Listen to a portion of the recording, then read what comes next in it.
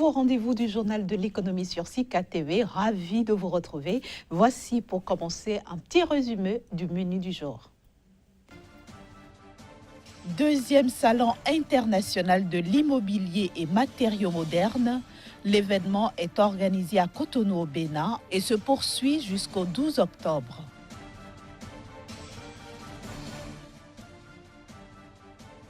Le Ghana s'active pour sortir son café de l'ombre.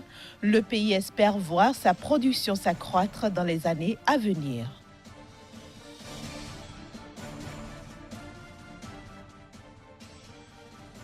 Enfin, la production mondiale de coton pourrait connaître une hausse de 10% pendant la saison 2017-2018.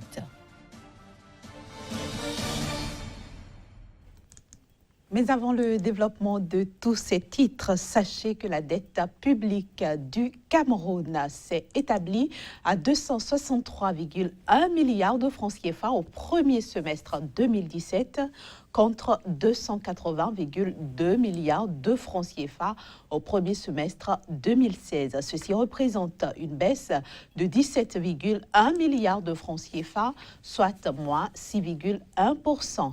Par rapport aux 272,5 milliards de francs CFA prévus, la dette publique camerounaise est en retrait de 9,3 milliards de francs CFA, soit un taux d'exécution de 96,6%. Quant aux paiements au titre de la dette intérieure, ils ont progressé de 5,8 milliards de francs CFA, soit plus 3,5%, en passant de 168,4 milliards à fin juin 2016 à 174,2 milliards à fin juin 2017, ce qui représente un taux d'exécution de 95% par rapport aux 183,5 milliards de francs CFA initialement prévus. Un salon international de l'immobilier et matériaux modernes se tient à Cotonou au Bénin. L'événement, qui en est à sa deuxième édition, prendra fin le 12 octobre prochain. Deuxième fois internationale du secteur de l'immobilier au Bénin. De l'exposition des matériaux de construction à la promotion des entreprises du BTP, le salon constitue une véritable vitrine du secteur de l'immobilier.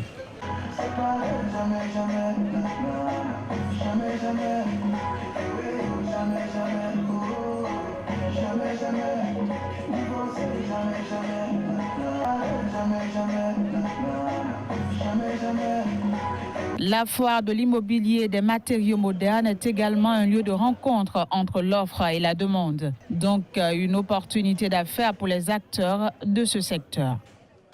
Ce salon a pour objectif de promouvoir le secteur du BTP, de l'immobilier, des matériaux de construction et des énergies renouvelables, tout en mettant l'accent sur l'innovation, le développement durable et l'amélioration du cadre de vie de la population. Les expositions vont en fait permettre aux participants d'être en contact avec des clients, des partenaires pour promouvoir et vendre leurs produits et pour se faire mieux connaître.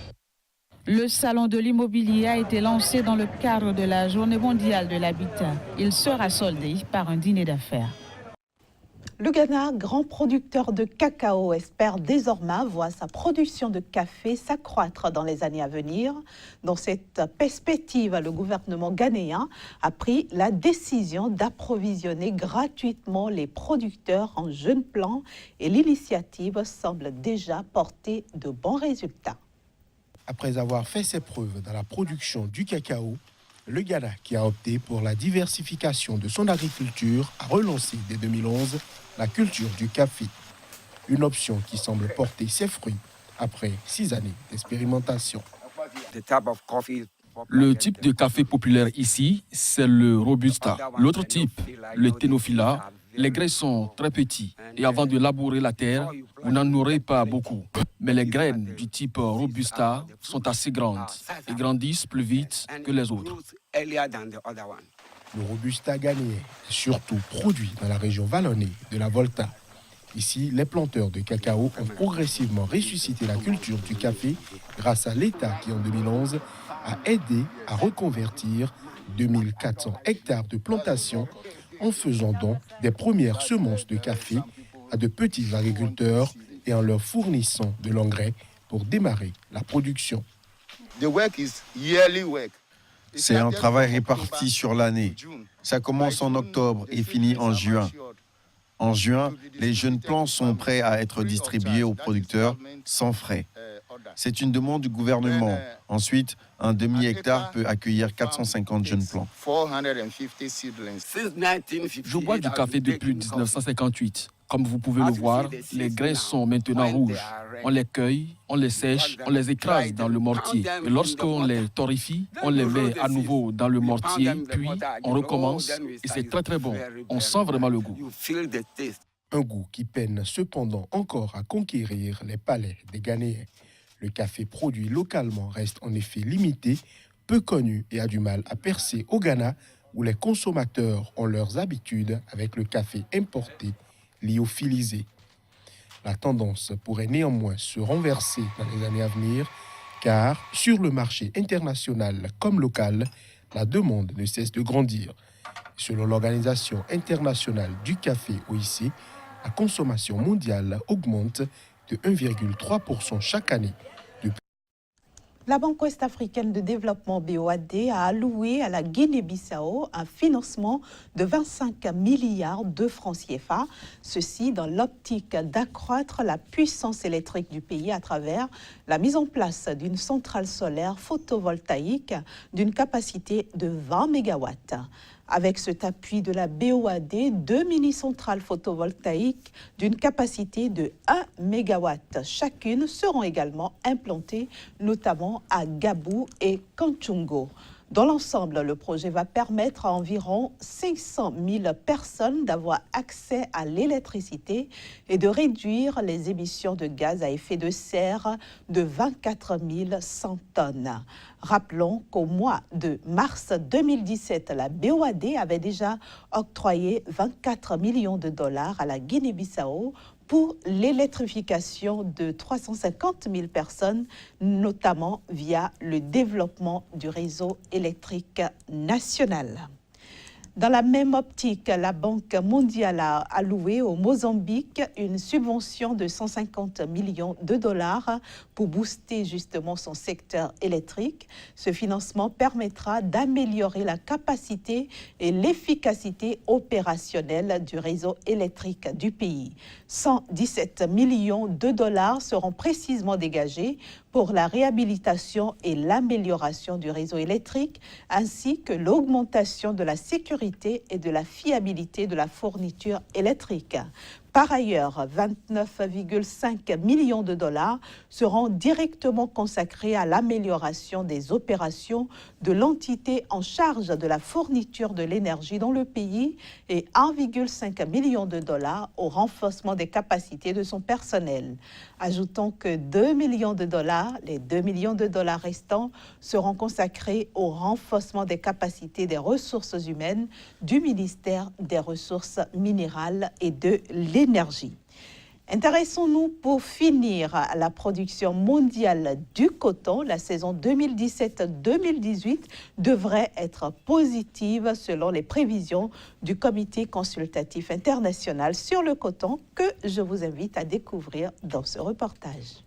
Pour la campagne 2017-2018, la production mondiale de coton devrait augmenter de 10% pour s'établir à 25,4 millions de tonnes. Selon le Comité consultatif international sur le coton qui a publié ses prévisions, la progression annoncée s'explique par le relèvement à 32 millions d'hectares des superficies emblavées en raison de la bonne tenue des coûts mondiaux en 2016-2017 et d'un meilleur ratio des prix de coton par rapport aux autres cultures durant la campagne d'ensemencement 2017-2018. Le gros de la hausse attendue devrait venir principalement des USA qui connaîtront une production de 4,6 millions de tonnes en 2017-2018, soit 23% de plus que la dernière saison. De plus, une amélioration sera notée chez les autres fournisseurs de la fibre que sont l'Inde, la Chine, le Pakistan, le Brésil, la Turquie, mais aussi dans les pays d'Afrique francophone. À ce niveau, le Burkina Faso, la Côte d'Ivoire, le Mali, le Tchad et le Sénégal devraient récolter, d'après les prévisions du département américain de l'agriculture, 1,9 million de tonnes de coton en 2017-2018 contre 1,8 million de tonnes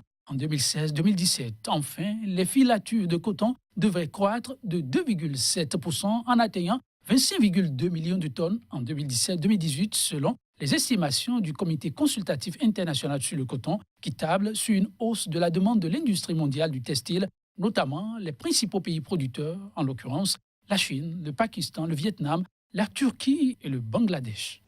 Et c'est la fin de la première partie de ce journal de l'économie. On se retrouve juste après le jingle pour la suite.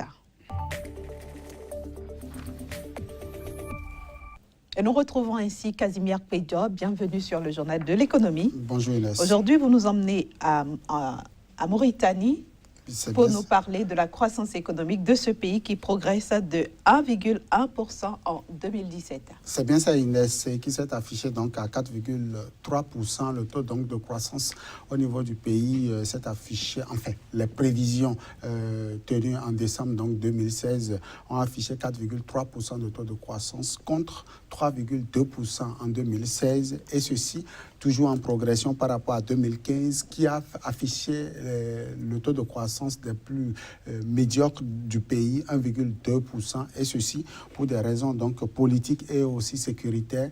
Il faut également noter que la Mauritanie aujourd'hui, c'est pas ce pays où ça travaille beaucoup. Il y a beaucoup de problèmes dans ce pays-là, des problèmes d'ordre naturel, mais aussi d'ordre infrastructurel, ce qui ne permet pas à cette économie de mieux se porter. En tout cas, compte tenu donc de certains ajustements, notamment la politique qui a retrouvé un peu son équilibre, le pays a affiché 1,1% donc de taux de croissance pour le compte de l'année 2017. C'est un peu l'arbre qui cache la forêt. Le pays doit travailler beaucoup selon donc les partenaires techniques et financiers. On a constaté, Casimir Pédio, que l'économie mauritanienne, justement, est peu diversifiée et aussi vulnérable aux fluctuations des cours des minerais.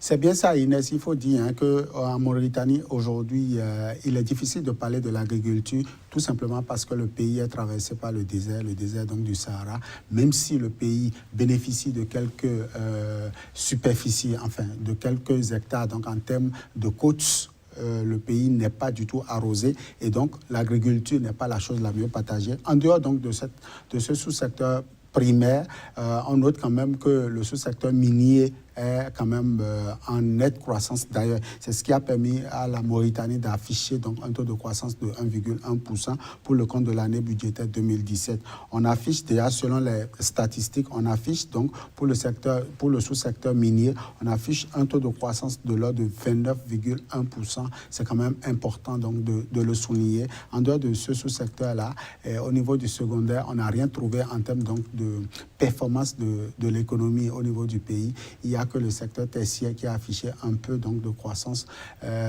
Voilà un pays où il est un peu difficile de développer le potentiel touristique, même si c'est un pays qui aujourd'hui pourra drainer assez de monde parce que la Mauritanie affiche des atouts touristiques tant sur le plan historique que culturel. Casimir Pédio, l'autre facteur défavorable, c'est que la devise locale est sous forte pression étrangère.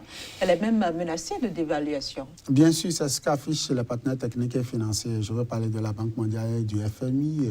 La devise locale est menacée pour la simple raison que la monnaie n'a pas affiché de très belles performances. La dette publique du pays est dominée par donc la dette extérieure qui aujourd'hui s'affiche autour de 90% du total. C'est quand même très fort pour un pays comme la Mauritanie qui dépend exclusivement des partenaires techniques et financiers. C'est pas du tout bien pour l'économie du pays. Il va falloir que les autorités puissent travailler pour relever donc le niveau du produit intérieur brut, quitte à ce que la Mauritanie puisse commencer par collecter des recettes sur le plan interne. Merci beaucoup, Casimir Pédio. Nous espérons que tous ces conseils que vous avez prodigués aux autorités mauritaniennes ont été entendus. En tout cas, ce sera tout pour ce numéro du Journal de l'économie. Je vous donne rendez-vous demain. Toujours avec le même plaisir. Voilà, chers amis téléspectateurs, ce sera tout pour aujourd'hui. Retrouvez-nous demain dans un nouveau numéro. D'ici à là, retrouvez cette émission sur notre site internet. C'est le www.sikatv.info. Vous pouvez aussi nous suivre sur notre application Sika TV, téléchargeable sur Play Store et Apple Store. À demain.